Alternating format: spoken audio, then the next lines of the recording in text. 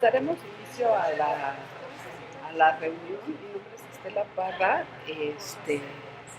Pues si quieren decir quiénes están aquí.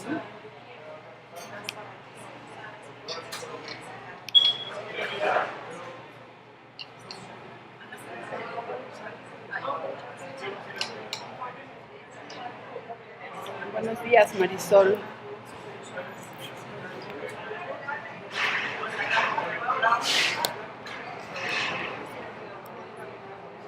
Buenos días. ¿Norma dijiste? Norma. Pues mucho gusto, Norma. Pues vamos a dar inicio. Para empezar, me gustaría saber si tienen alguna duda en particular de lo que hemos ido viendo en el módulo.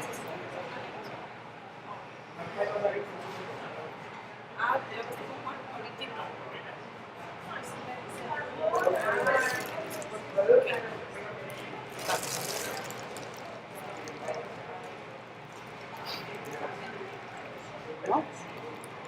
Pues si quieren vamos a empezar. Voy a hacer una breve presentación de una presentación que ya está en el módulo que se llama La criminología como una herramienta para estudiar los procesos socioculturales de la desviación. Dime, Marisol, ¿tienes una duda?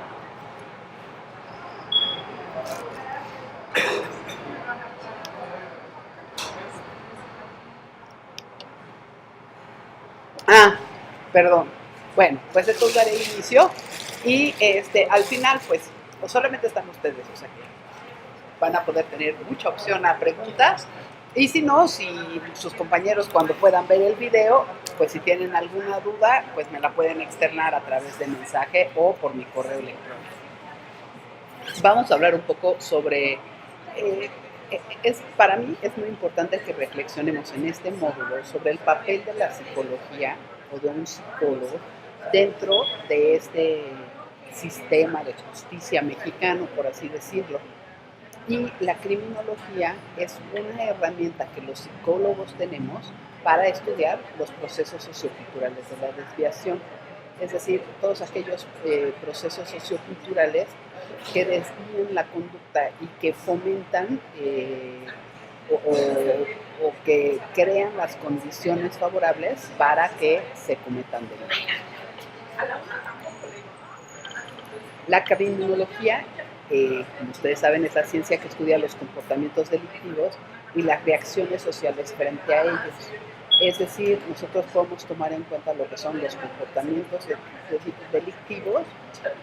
Ya lo vemos como el delito en sí, es decir, una persona robó, o un centro fue robado, o alguien murió, o alguien está desaparecido. O sea, hay unos comportamientos delictivos.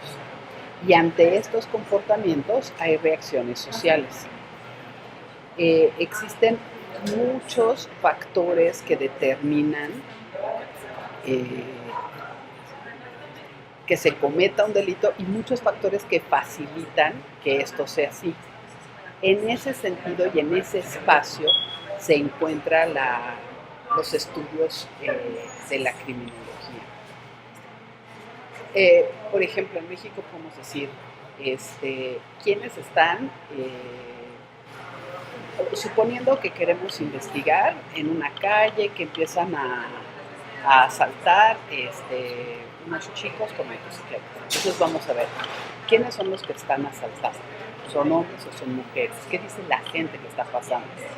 ¿No? ¿Quiénes están preocupados? Los padres de familia, las madres de familia, la gente de la zona, la gente que pasa por la zona, ¿quién está preocupada? ¿Desde cuándo empezaron a ocurrir los hechos? ¿A cuántas personas las han asaltado o creemos que las han asaltado? ¿Cuántas personas han denunciado? ¿Cuántas personas han sufrido algún impacto por estos asaltos? ¿Cuál es la población objetivo a la que asaltan? ¿Son mujeres? ¿Son hombres? ¿Son mujeres con hijos? ¿Son grupos más vulnerables? ¿Quiénes son los que están sujetos? Entonces, todas estas preguntas que nos podemos hacer son este espacio científico que tiene la criminología. Y luego podemos, una vez que ya atrapan a los delincuentes, pues hay muchísimas ramas que se pueden estudiar. Ahora, ¿es la criminología una ciencia? En ese sentido, Karl Popper dice que una teoría científica debe estar basada en enunciados observables que se hacen públicos y son susceptibles de ser comprobables y falseables. Es decir, si yo quiero tener una teoría, tengo que hacer un enunciado. Por ejemplo, este, los jóvenes son más susceptibles, los jóvenes hombres que se encuentran entre tal y tal edad son más susceptibles a cometer un delito. Y eso puede ser comprobado, claro, con las estadísticas, con los datos, con quién denuncia, quién comete los delitos, etcétera. Y pueden ser falseados. En contrapeso, Thomas Kuhn dice que hay como estas ciencias que existen y hay esta revolución científica, ¿no? Uno que utiliza los métodos e instrumentos. Esto hace que se consigan conocimientos fiables y verificables sobre un tema que se marca importante para la sociedad. Es decir, nosotros podemos decir, o sea, ahora por ejemplo, que estaba tan de moda eso del huachicoleo, en dónde se roban la gasolina, ¿no? Entonces yo voy a utilizar métodos e instrumentos fiables. Voy a verificar cuáles son los tubos donde pasa el combustible que tiene mayor fluctuación en el paso del hidrocarburo y desde cuándo se viene presentando esta fluctuación. ¿Cuántas comunidades afecta? ¿En cuántos cortes se puede ver esto? ¿No? Y esto nos va dando datos importables y fiables sobre el tema.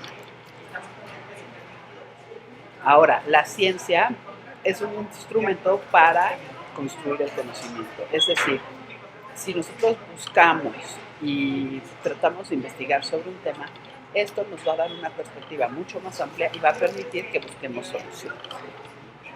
Ahora, ¿cuáles son las áreas de estudio de la criminología? Pues los delitos, los delincuentes, las víctimas y los sistemas de control social.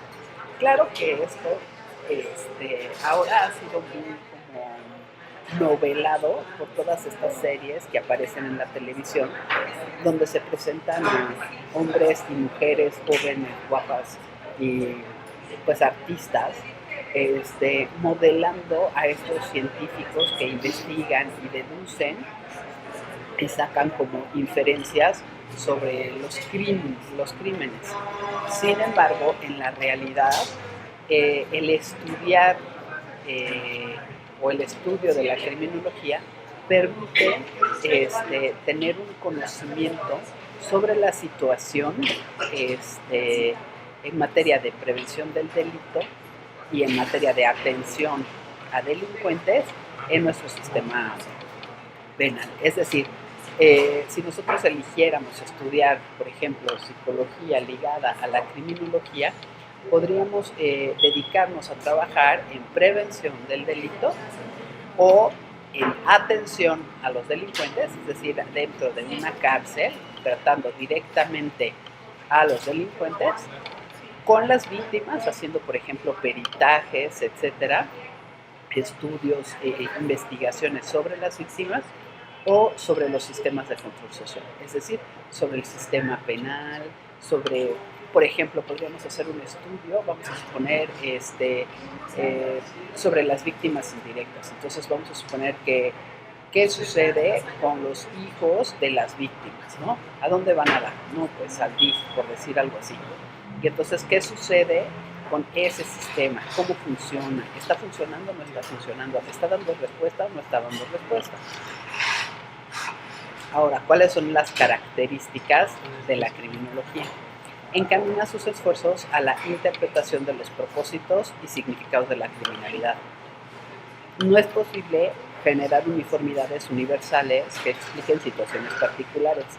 Es decir, yo no puedo decir todos los jóvenes de tal edad van a cometer tales delitos. Más bien, en cierta zona, debido a las condiciones sociales, culturales y al impacto que tiene diferentes situaciones, se va a generar o puede ser que se den ciertas conductas particulares.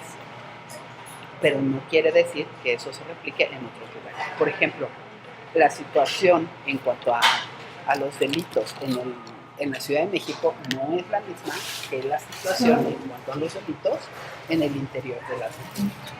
No es lo mismo el tipo de criminalidad que existe en el centro del país que la que existe, por ejemplo, en Tamaulipas, o la que existe en Chihuahua, o la que existe a lo largo y ancho de nuestra frontera del norte, o la que existe en el sur, ¿no? ¿Qué tipo de delitos se dan más frecuentemente en el sur?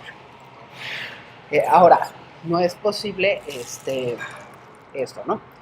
La siguiente punto sería, para la construcción de conocimiento en la criminología, se requiere que ante un comportamiento humano se busca, 1, analizar su génesis, 2, analizar su efecto y su valor situacional, y 3, estudiar tendencias y direcciones históricas.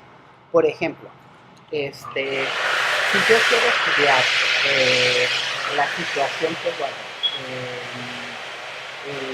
por ejemplo, todos los delitos que se cometen contra periodistas, yo puedo empezar a estudiar desde dónde empezar. ¿Cuándo fue la primera vez que se asesinó o que se desapareció a un periodista? ¿Cuál es el efecto que tiene? ¿Cuál es el impacto que tiene en la comunicación y en la información que llega a todos los ciudadanos? ¿Cuál es el valor que esto tiene? Ahora, ¿cuáles son las tendencias y las direcciones históricas? ¿Qué ha pasado a lo largo del tiempo? ¿Es la primera vez que empiezan a matar a periodistas o ha pasado con anterioridad? Cuando pasó, si ha pasado con anterioridad, cuando pasó antes, ¿qué fue lo que pasó? ¿Qué impacto tuvo? ¿Es susceptible de ser cambiado? ¿Cómo, ¿Cómo impactó en los medios de comunicación? ¿Cómo impactó en la información que llega a los ciudadanos, etcétera? Por otro lado, la criminología como ciencia se muestra en dos planos. La forma del método para buscar una verdad de carácter social y como una cuestión de poder. Es decir, con ella es posible influir en los fenómenos y cambiar su causa y su futuro. Para esto es muy importante retomar históricamente los... permíteme. Para eso es muy importante retomar la lectura de los clásicos. Es decir, por ejemplo, hay un artículo de Foucault que se llama El cuerpo de los condenados. Se encuentra en un libro que se llama Vigilar y castigar. Yo se los recomiendo ampliamente. Es un artículo muy pequeño. Debe tener máximo. Buenos días, Rubí. Te encargo si puedes, por favor, apagar tu micrófono. Estamos hablando un poco de la criminología y el impacto que esta tiene en el estudio de los delitos y de los delincuentes y del papel que tiene la psicología en esto. Ahora, hablábamos sobre la criminología como una ciencia que se mueve en dos planos, en la forma de buscar una verdad de carácter social, es decir, el impacto que tienen ciertas conductas en ciertos ambientes y el manejo de poder. En ese sentido, les recomendaba el artículo El cuerpo de los condenados, se llama el artículo, y el libro se llama Vigilar y castigar, de Michael Foucault. Yo les puedo conseguir el artículo y mandarles la liga. El libro está disponible en línea. En este libro, en este pasaje en particular del libro, es un pasaje muy corto, es muy complicado de leer, es muy pesado, pero vale mucho la pena porque hace un recorrido histórico en cómo en la antigüedad los castigos eran corporales. O sea, cómo se castigaba a la gente. Una gente cometió un delito y se le cortaba la cabeza. Como incluso en algunos países existe todavía eso. Y cómo eso fue caminando hacia una tecnología de la criminalidad. Y en ese sentido, el conocimiento se convirtió en una fuente de poder. Foucault, a lo largo de su obra, habla de cómo el conocimiento es como un manifiesto de poder. Entonces, en este sentido, el poder de la criminología radica en el conocimiento que tiene de los delitos, de las condiciones en las que estos se generan y de la posibilidad de cambiar un espacio, un lugar e incluso ciudades completas, ¿no? Es como si uno estuviera preparando la tierra como para sembrar, ¿no? Es como ir limpiando un campo, pasar el arado este, o bueno, las máquinas especializadas para limpiar el campo, prepararlo todo, para prepararlo para que cuando sea la temporada podamos echar las semillas.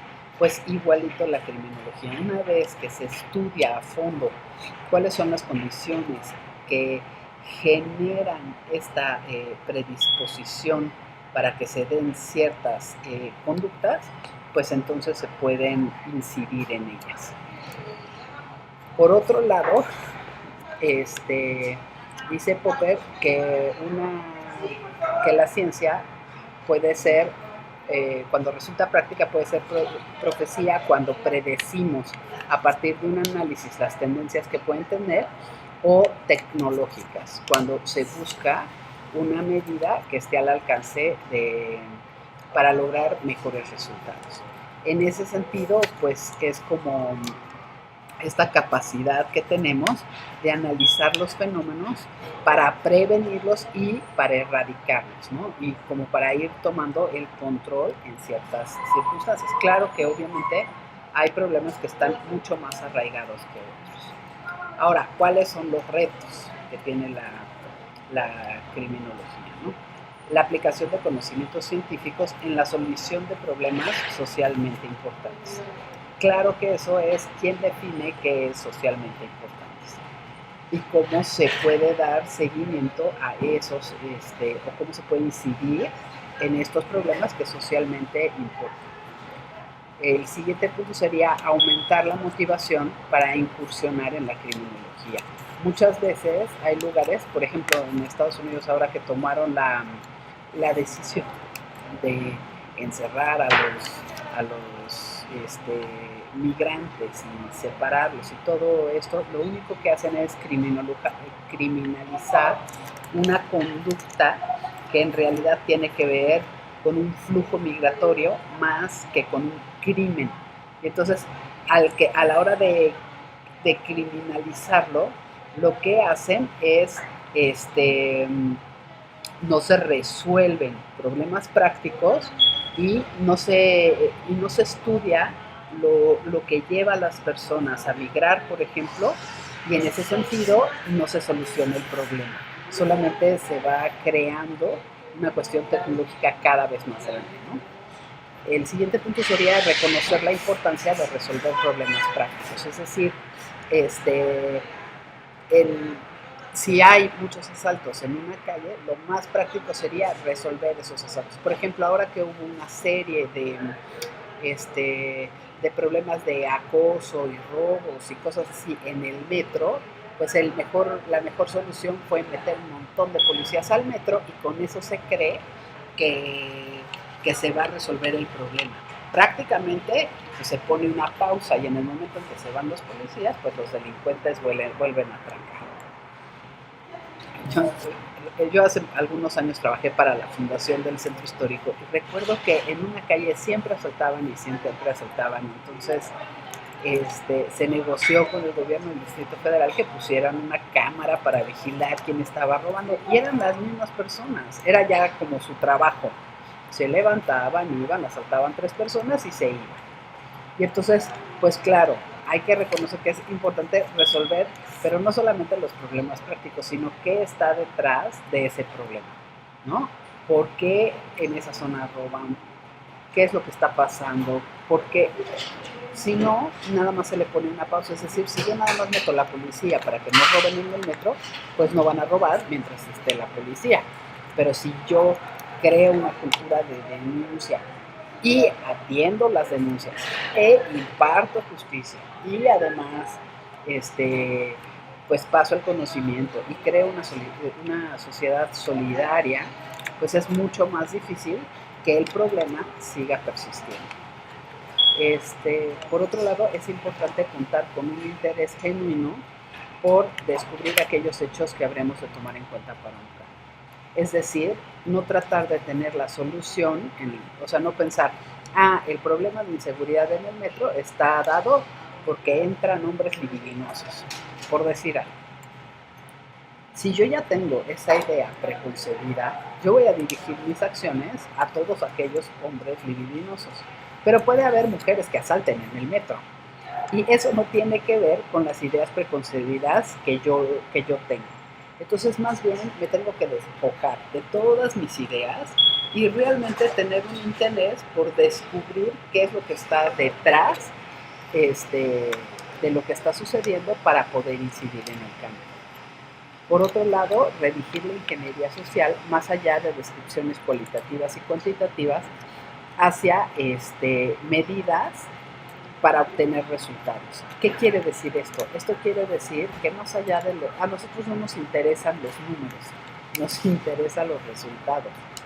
A mí no me interesa que haya un 20% de eficiencia en la resolución de casos. Me interesa que en mi caso me lo resuelvan. ¿No? A mí no me interesa que resuelvan todos los robos, me interesa que el mío se resuelva, ¿no? O si en mi colonia hay inseguridad, no me interesa el porcentaje de éxito que se tiene en otra colonia, me interesa en mi colonia. Entonces es muy importante tomar en cuenta eso. Ahora existe un movimiento continuo. Lo que yo investigo hoy y en lo que yo incido hoy no es lo que pasa mañana. O sea, mañana puede haber una serie de factores que cambien lo que está sucediendo, ¿no? Y que transforman, hay este libro de Truman Capote, no recuerdo el nombre, lo voy a googlear.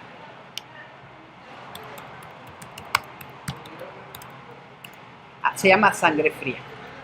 Ese libro narra un asesinato muy fuerte en un poblado en Estados Unidos. Fue un caso tan fuerte que Truman Capote fue a la zona, entrevistó a un montón de personas y escribió ese libro y fue un bestseller, se volvió famosísimo por ese libro. Y porque era la primera vez que se estudiaba un homicidio de esa naturaleza, como en esas formas. Esto pues, fue hace muchos años y en ese sentido nos hace pensar cómo nosotros también normalizamos ciertas conductas. Si vemos las noticias en la televisión, escuchamos el radio, pasan ese tipo de conductas y ya lo vemos como algo casi normal. En ese sentido hay un movimiento que va cambiando.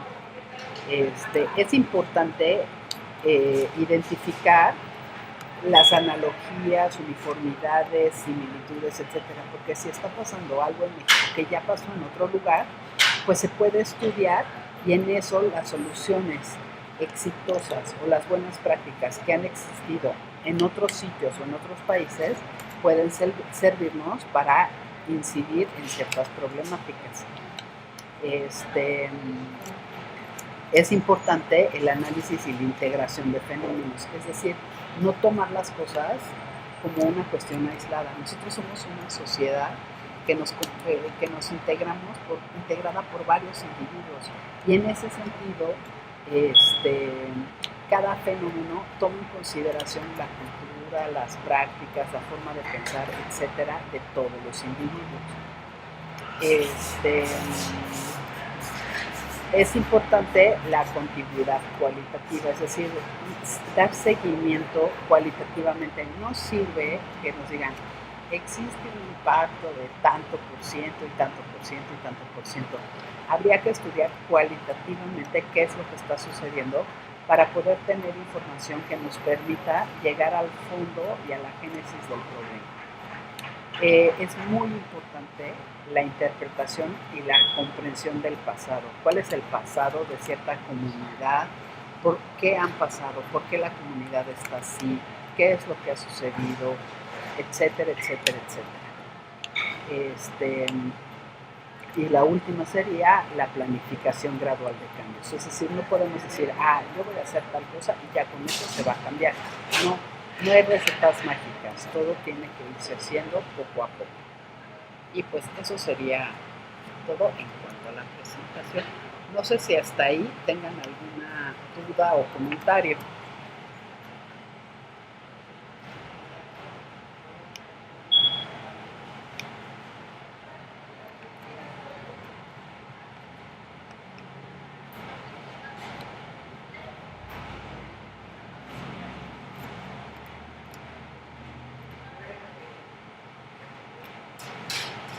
Yo les puedo mandar la liga bueno, los nombres de los datos completos del libro y les puedo mandar el texto de Foucault si quieren. Decías que te llamó la atención cuál, el de Foucault. Yo creo que por esto.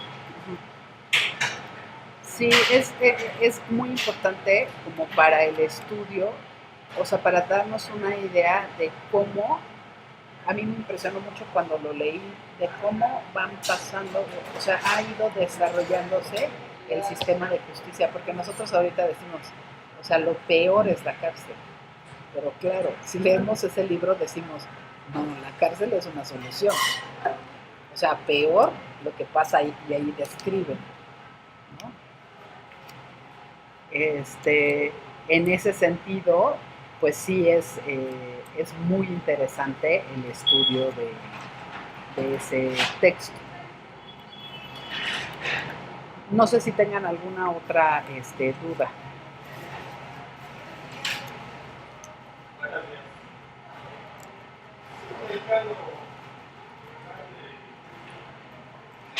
Bueno, pues si no tienen dudas, subiré a la brevedad esto a la plataforma. Agradezco a las personas que pudieron estar aquí en la sesión en la web. Esto pues es muy nuevo tanto para mí como para todos ustedes. Y pero creo que también nos permite acercarnos un poco entre nosotros como docentes y ustedes como estudiantes, y yo por eso agradezco mucho que se hayan conectado y que hayan compartido conmigo esta breve presentación. Y pues si no hay más, pues ya sería todo.